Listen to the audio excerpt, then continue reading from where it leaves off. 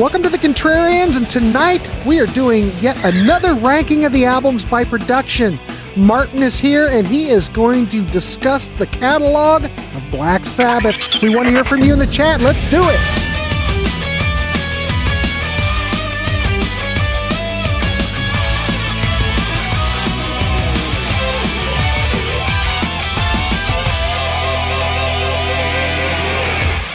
Martin Popoff from the Contrarians here, back with another one of these shows where I rank the albums by a band by production.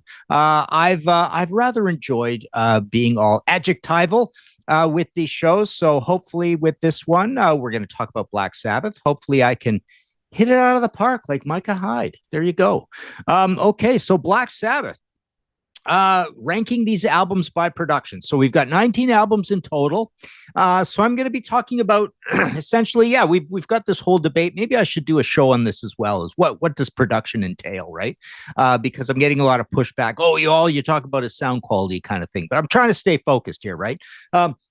Okay, so we've got 19 albums. We're going to rank these in reverse order as usual. I'm going to start with Born Again, produced by Robin Black, working at the Manor. This came out in 1983. It's the Gillan album. Of course, we all know it's the notoriously soupy, muddy, distorted, big, massive caveman snare sound, bass drum sound for that matter as well. The guitars are just completely buried. It's just a big wall of sound.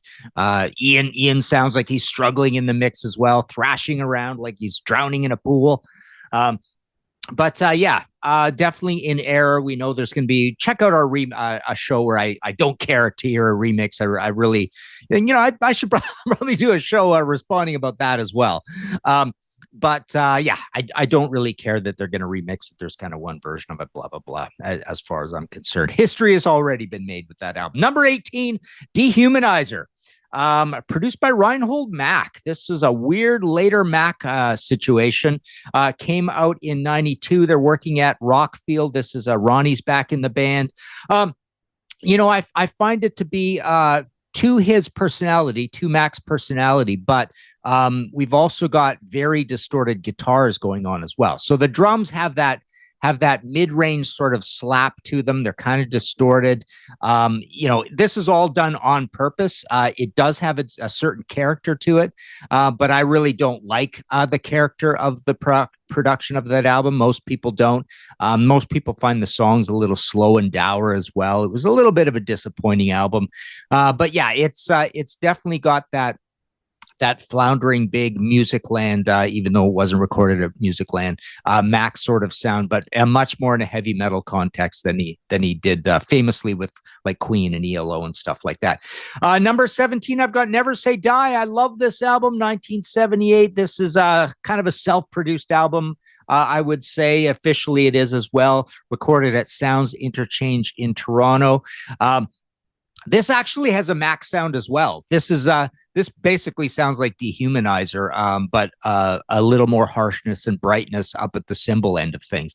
But yeah, everything's very distorted, screechy. That's a journalist term. A lot of people don't like to hear me say, but it's definitely a noisy, atmospheric Mack, Jimmy Page, John Bonham, but noisier than that. Sort of drum sound.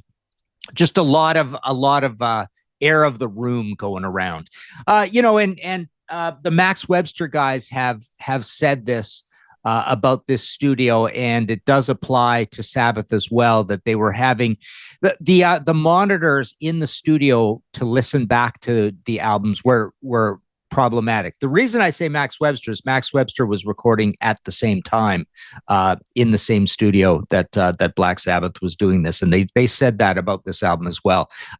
Or their experience, that the monitors were kind of weird, and that's they blame kind of the problem on that a bit. Number 16, I've got Headless Cross, self-produced with Cozy. I think Cozy is a terrible producer, and his instincts came out over Tony's, and we'd get this crappy, loud 80s drum sound. It ruins the album for me. A lot of people like Headless Cross, but the production ruins it for me.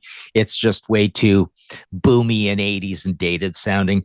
Number 15, I've got Tear. 1980, also self-produced with Cozy, Tony and Cozy, working at Rockfield. Headless Cross was kind of all over England. Tier is better. It's got more bottom end, more warmth at the low mid ranges, I think.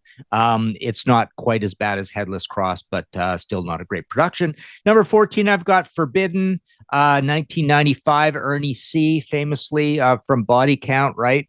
So this is actually a pretty well produced album. It's just correct. It's just nothing much to talk about. It's maybe lacking a little bit of power.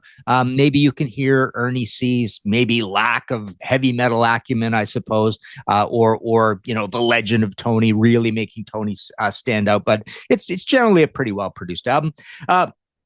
13, I've got Cross Purposes, 1994, Leaf Masses, working at Rockfield.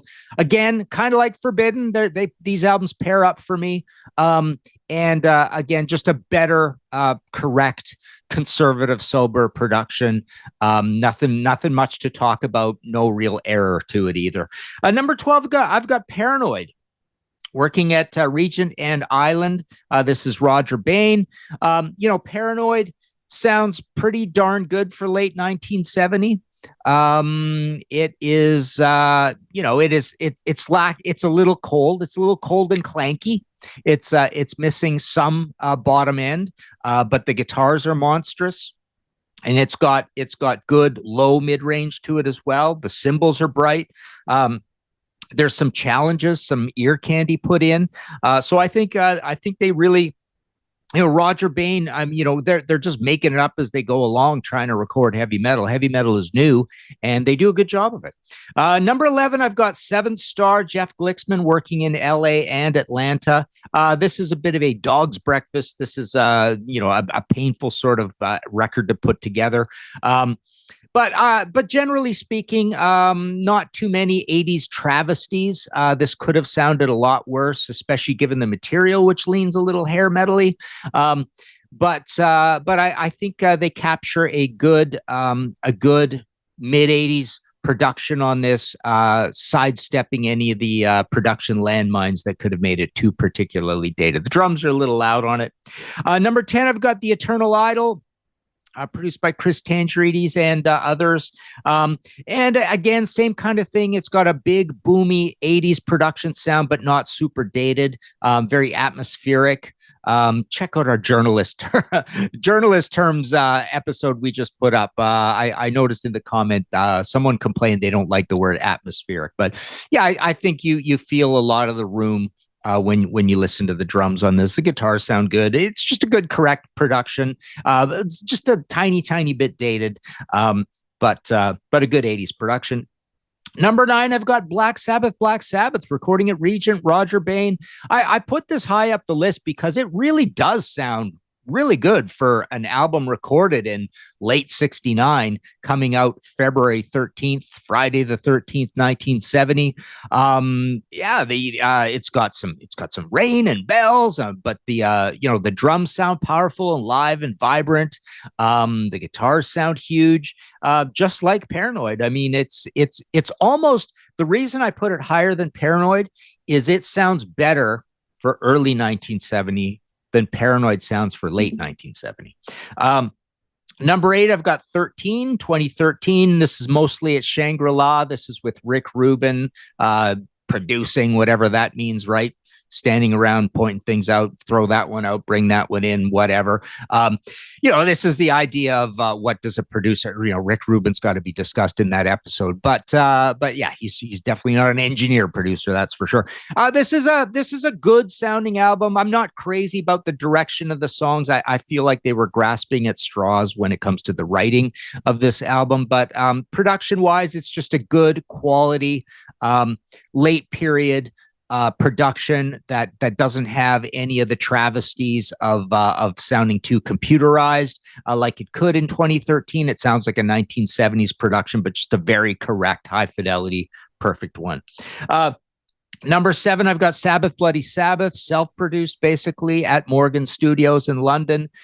So this is how would you describe the production of this? It sounds fraught, frantic, loose, druggy, but it's still powerful. It's got a real it's not atmospheric, but it's got atmosphere. Put it that way. It's definitely got kind of a creepy, claustrophobic, religious cult, occult atmosphere to it when it comes to the production.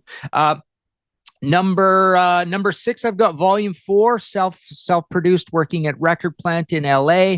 I think this sounds absolutely monstrous at the guitar end of things. It's got very bright, kind of higher end mid-range to it. The drums are powerful enough. It's got some personality to it, right? It's got a little bit of it feels a little bit like a better version of Paranoid skipping over Master Reality. It sounds like an improvement on Paranoid, essentially. Put it that way. It really is all about those rhythm guitars, and they capture that perfectly. And everything else is fine too. It did nothing distracts where you say, "Oh, that sounds like a mistake," kind of thing. Number 5, I've got Heaven and Hell. Martin Birch, working at Criterion, Miami, 1980. So this also has a ton of personality. It's very bright and mid-range. It sounds vital and fresh for the 80s, like they're moving into a new decade. It's the first with Ronnie. The production is almost like a metaphor for the hopefulness and the enthusiasm of this new situation. So yeah, it just sounds like a world-beating sort of production. Kind of no nonsense. Nothing too crazy when it comes to odd or non-conservative guitar tones or cymbals or hi-hats or anything like that. The bass is very punchy and mid-range, though, which is a little different. And the guitars do have a lot of sort of what would you call it? Sizzle, excitement, sort of thing. Yeah, it just sounds like a very, very fresh and vital production. Number 4, I've got Master of Reality, working at Island. This is with Roger Bain again. I've got this so high because it was so radical and heavy and bassy. It's an incredible guitar sound they get here. They really did something different. I mean, who knows how much self-awareness there was about it, but it is a radical production for the day, and I just love it. It's just the album that kind of creates doom. We have to talk about a little bit how down tuning has a lot to do with these productions as well. I noticed that in the comments as well when I've been talking about some of these. Number 3, I've got Sabotage, 1975, Morgan Studios again, Mike Butcher. And I've got this so high because I just love the freight train barreling down the track sound of the guitars. The drums sound really, again, cool and claustrophobic and anxiety ridden. It's got a little bit of that occult, religious cult feel of Sabbath, Bloody Sabbath. But it's kind of cleaned up a little bit, cleaned up and made more powerful. You think of all the challenges across this, recording something like Super Czar, Am I Going Insane, The Writ. Those are really challenging, strange songs. Megalomania's got a lot of crazy stuff going on. We've got Don't Start Too Late with the little crazy Spanish guitar thing into that heavy song, and then the jam at Symptom of the Universe. So there's a lot of interesting stuff going on this album. And I just think it sounds so powerful, but still kind of underground, which is kind of cool about it. Number 2, I've got Mob Rules, Martin Birch, Record Plant, LA. This is almost like a high fidelity version of Master of Reality. It's bassy, it's boomy, it's not very to character of Martin Birch, who loves his mid-range sounds. Like you hear that on Cultosaurus Erectus, you hear that on Fire of Unknown Origin, you hear that in Whitesnake. You even hear it to some extent when he kind of gets his gears going, with Iron Maiden, Peace of Mind kind of thing, right? And you even hear it on Number of the Beast, right? But no, this is really bassy with monstrous guitars, and he captures Vinny Appice perfectly. This is the kind of mix that makes Vinny come alive, because he loves his big snare shots starting the fills early. He doesn't fill in all the gaps in a huge way, but he likes his toms as well. He likes his cymbals. So when you've got this guy who plays, who's kind of like a hard hitter, but not tons and tons of notes, except maybe for snare drum. When you've got a guy like that, it's great when you can apply this super powerful, wet sort of production to the drum sound. Number 1, I've got Technical Ecstasy. Good old underrated Technical Ecstasy, self-produced. This is Tony Iommi producing. Man, I've never made this comparison before, but Tony Iommi producing reminds me a lot of Manny Charlton learning from Roger Glover. Tony is an excellent producer. He did so much work on this. This was done at Criterion Miami, just like Heaven and Hell would be. But I think you've got the perfect high fidelity 70s heavy metal production on here. You hear it just crash right in when you hear Backstreet Kids. There's a lot of challenging, interesting music on here, a lot of dynamics. But I think you've got almost a Martin Birch feel to the production on Bill Ward. So that's really cool. But yeah, it's just a high fidelity, vibrant, not super wallowy at the bass end of things. Everything's punchy. The guitars sound huge as well. Everything sounds great in the mix. The cymbals sound good. So yeah, I'll go with Technical Ecstasy as the greatest one. So there you go. Those are the Black Sabbath albums rated by production. Of course, I've got my 2 Black Sabbath books are still available. You can get my Born Again, Black Sabbath in the 80s and 90s, Sabotage, Black Sabbath in the 70s. I've got about another 100 books in print out of the 130 I've done. They're all at martinpopoff.com. Check out my audio podcast as well, History in 5 Songs with Martin Popoff, and the one I do with John Gaffney, Kicked in the Teeth, an AC/DC podcast. And for the Contrarians, I mean, you can hit like, subscribe. We'd like to get those subscriber numbers up.